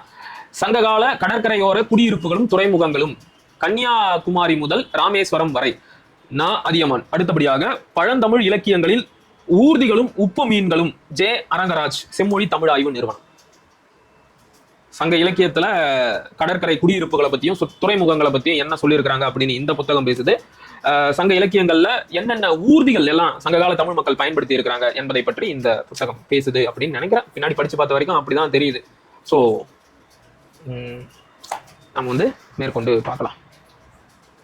அடுத்தபடியாக சங்க இலக்கியத்தில் கடல் வணிகமும் பண்பாட்டு பரிமாற்றங்களும் பே சுபாஷ் சந்திர போஸ் செம்மொழி தமிழ் ஆய்வு நிறுவனம். வட எழுத்துக்களை நீக்கி தூய தமிழ் சொற்கள்ல எழுதி இருக்கிறார் அவருடைய பெயரை. பே சுபாஷு சந்திர போசு. இஷு இசு புசு இந்த எழுத்துக்களை எல்லாம் தூக்கிட்டார். இதுக்காகவே இவரை பாராட்டலாம். அதாவது இதே தலைப்புல பழங்கால தமிழர் வாணிகம் அப்படின்னு சொல்லிட்டு மயிலை சீனி வேங்கடசாமி ஒரு புத்தகம் எழுதி இருப்பாரு. நான் படிச்சிருக்கிறேன். ரொம்ப அருமையான புத்தகம். நீங்க படிக்கணும். மயிலை சீனி வேங்கடசாமியோட எல்லா புத்தகங்களையும் படிங்க. படிச்சே ஆகணும். வரலாற்றை நீங்க ரசிக்கணும், சுவைக்கணும் அப்படின்னா நீங்க மயிலை சீனி வேங்கடசாமியை தான் படிக்கணும். மனுஷன் ஆரம்ப பள்ளிக்கூடத்தோட தலைமை ஆசிரியரா தான் இருந்தாரு. ஆனா அவரு சேலஞ்ச் பண்ண ஆட்கள்லாம் இருக்கிறாங்க தெரியுமா? மாநில கல்லூரியோட தமிழ்துறை பேராசிரியர் வையாபுரி பிள்ளை இவங்களையெல்லாம் அவர் சேலஞ்ச் பண்ணி ஜெயிச்சும் காட்டினாரு. அவருடைய ஆய்வுகள் தான் இன்னைக்கும் நின்று பேசுது. இன்னைக்கு அதை அடிப்படையா வச்சுதான் அடுத்த கட்ட ஆய்வுக்கே நகர்றாங்க. ஐயா தோப்பா கூட தன்னுடைய அழகர் கோவில் என்ற அந்த ஆய்வு கட்டுரை புத்தகத்தை எழுதி முடித்து விட்டு மயிலை சீனி வேங்கடசாமியை தான் அவர் சாகிறதுக்கு முன்னாடி அவரை போய் பார்த்திருக்கிறாரு. அவர் வந்து ஆற கட்டி தழுவி நான் சமணமும் தமிழும் என்ற புத்தகத்துல என்ன சொல்லி இருந்தனோ அதை நீ வந்து இன்னைக்கு மெய்ப்பிச்சிருக்கிற அப்படின்னு சொல்லி அவருக்கு விருந்தெல்லாம் வச்சு அனுப்பிச்சாராம். சோ மயிலை சீனி வேங்கடசாமி எல்லாரும் படிக்கணும். வரலாற படிங்கடா. அடுத்தது சங்ககால கடற்கரையோர குடியிருப்புகளும் துறைமுகங்களும். இது வேற இடம். இது வந்து ராமேஸ்வரம் முதல் பூம்புகார் வரை. முன்னாடி கன்னியாகுமரியில இருந்து ராமேஸ்வரம், இப்ப ராமேஸ்வரத்துல இருந்து பூம்புகார் வரைக்கும். இதை யார் எழுதினது அப்படின்னா சு ராசவேலு செம்மொழி தமிழ் ஆய்வு நிறுவனம். கடைசி புத்தகம் முடிக்க போறோம். தமிழ்நாட்டில் சமணம் கிபி 6ஆம் நூற்றாண்டு வரை அனந்தபுரம் கோ கிருஷ்ணமூர்த்தி. ஏற்கனவே இவர் எழுதின செஞ்சி வட்டாரத்தில் சமண வரலாறு அப்படின்னு ஒரு புத்தகம் பச்சை கலர் அட்டை இருக்கும். ஆமா, அந்த புத்தகம் அவரே வந்து பாத்தீங்கன்னா செம்மொழி தமிழ் ஆய்வு நிறுவனத்திற்காக தமிழ்நாட்டில் சமணம் என்ற புத்தகத்தை எழுதியிருக்கிறார். அவ்வளவுதாங்க. இவ்வளவுதான் நான் வாங்கின புத்தகங்கள். இதுல எதெல்லாம் உங்களுக்கு ரொம்ப பிடிச்சிருந்தது அப்படிங்கிறத கீழே கமெண்ட் செக்ஷன்ல சொல்லுங்க. எதையெல்லாம் நீங்க படிக்கணும்னு விருப்பப்படுறீங்க அப்படிங்கிறதையும் கீழே கமெண்ட் செக்ஷன்ல சொல்லுங்க. ரொம்ப நீளமா போயிருச்சு, அதுக்காக வருத்தம் தெரிவிச்சுக்கிறேன். எனக்காக ரொம்ப பொறுமையா இந்த காணொலியை பார்த்ததற்காக உறவுகள் உங்களுக்கு நன்றியை தெரிவிச்சுக்கிறேன். மறுபடியும் ஒரு காணொலியில் சந்திப்போம். அதுவரை இணைந்திருங்கள். இது உங்கள் நெற்றிக்கன். நான் உங்கள் மகிழன். படிப்போம், பகிர்வோம், பயன்பெறுவோம், கற்போம், கற்பிப்போம், களமாடுவோம். தமிழ் வெல்க, தமிழர் வாழ்க, தமிழ்நாடு வளர்க, தமிழ் தேசியம் மலர்க மலர்க மலர்க. நன்றி, வணக்கம். தமிழ்நாடு தமிழருக்கே.